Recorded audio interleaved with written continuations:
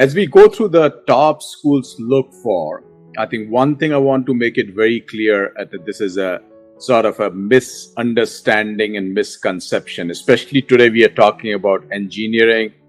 In my mind, I'm assuming a lot of people look engineering also includes your computer science and data science and pre-med. So pre-med, as Yuri often knows since his wife has gone through it here in US, pre-med is a very wide area. Because it's unlike India, UK, a lot of the British system, US system works very differently in terms of students interested in pre-med. They can come from different lanes. It's a very wide lane out there. But if you're interested, I would say bio. Again, bio is a highly competitive major in the US, just like computer science, data science, and some of the engineering majors. And what you need to know, there are colleges that may be very good in these areas that may not be your typical Ivy League college that everyone thinks about. Because today I can name number of public colleges in terms of top 10 ranked in computer science and engineering programs that are not Ivy League ones. So this is something everyone has to note. The second thing is process also gets a little bit different based on what college you're applying for, whether it's a smaller liberal arts type of college, which may have excellent programs in these areas. Is it more of a large private college or Ivy college, or is it a public university? So keep that in mind as you think about preparing and applying. But overall, even with all three different ones, as we said, what do the top colleges look for, right? Absolutely, what they will look for is, as you think about it, every college, if they're building a class, they have an idea in terms of diversity of their class. But diversity meaning how many international students from what region, from what country, how many domestic, from what states, in different strata of society. So they always have an idea. Doesn't mean it's a set thing, but they keep changing and working across plus minus something around it. Once they have that idea, what you're competing against is that pool of open opportunity or seats in that college, right? So always remember that if you're a student in Africa, applying out of Africa, you're competing with a lot of the other African students. Same if you're India, you're applying with a lot of Indian students who are applying to these colleges. So what means is if there are 20, 30 seats open in a top college for kids from India, think about when you think about grades and rigor of coursework and extracurricular profile and scores, you are pretty much competing for the kids from India, and this is across India. That can pretty much vary across by region and school and stuff. But that's what you're competing, and you better be in the top 1-2% of the applicants if you're thinking of applying to these things. Not an easy task, but that's what you have to think about for highly competitive colleges, whether they are public universities like University of Michigan, University UCLA, Berkeley, Washington, UT Austin, Georgia Tech, because a lot of kids from India are applying to these colleges now. And these are highly competitive, sought after colleges for engineering, computer science, and bio majors, right? So grades have to be the top notch, right? You cannot think about that if I'm applying and I've got a couple of B's and C in 11th grade or plus minus here, that would go fine because there are enough kids who will be ahead of you. But then also it gets tough. 10th and 12th standards are easy. 10th is pretty standardized in terms of marks or boards India has.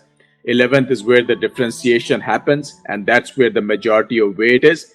But then also a lot of colleges here who have recruited or admitted Indian students or international students or domestic have very good idea what schools are one of the reputable one, rigorous one, and the students who came from that school, how they perform. So they have a very good idea, and that's how they start looking at the rigor of coursework, meaning what courses did you take, what were offered in a school, what did you take, and how well you have done compared to other students of that school, because they have enough data over the last 20, 30 years, and they're using heavy data science algorithms on their side.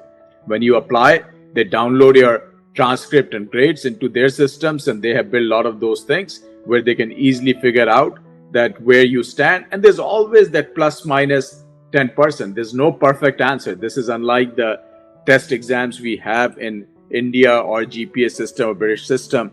They are trying to get you into a lane around academic rigor. And after that, then they're going to lay out a lot of other stuff around from profile building. And we'll talk more. Michael's going to what profile building means, right? Have you gone and done stuff outside your courses to really push yourself? Because those are the signs and signals they are looking at. The essays, the standardized test and letter of recommendations, etc., what they care about. But grades and course of rigor, especially for the top engineering school, it better be the top notch if you're applying to the top 30, 50 schools out there. Otherwise, you will not stand a chance, because that's the minimum they look for as they take you through the admission cycle. Right? As I said, what they are looking for, usually three aspects of it, right? Academic profile, non-academic profile, we'll talk more or how to build some of those profiles. And the last is what they call sometimes around being a good citizen, leadership, community, what all goes there in terms of who you are, how do you see things around you, how do you work, where the essays play a very important role, especially the one essays and one even letter of recommendation. It's all focused on more of you as a person. So they are really trying to get that idea, because every school is a very different view of what students they want to admit. That's how they have operated. So that's how they work. But if you think about it, that's the academic profile, a biggest lane for them. This is where they're throwing into your GPA, your grades, your percentage, your courses you have done. Because if you want to be engineering, computer science, data science, you better be excellent in math, English, as well as physics, right? Other stuff is gravy out there, but that's where they look at how good you perform. And even in the rigor and GPA, a lot of people don't know. What they're trying to do is they're trying to look at a curve. What does curve mean? How did you do in 9th, 10th, 11th?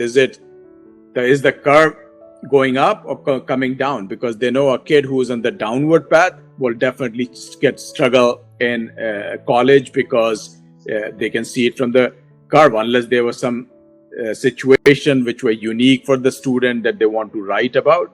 But these are the things they are trying to look into, the academics rigor, academic profile, to look at some of those pieces to make an assessment of the kid. Should the kid be admitted, and is the kid going to survive the college rigor? Because colleges in the US, and may not be the case for all international markets, but they do tend to be step up from high school, and high school tend to be step up from middle school. But some of the top colleges are super rigorous in terms of the grade system, teaching, and even I know a lot of international students who come to the top 15, 20 colleges have very tough time in the first year to second year. Same do a lot of domestic kids. So that's the academic profile you have to worry about in terms of what you have done.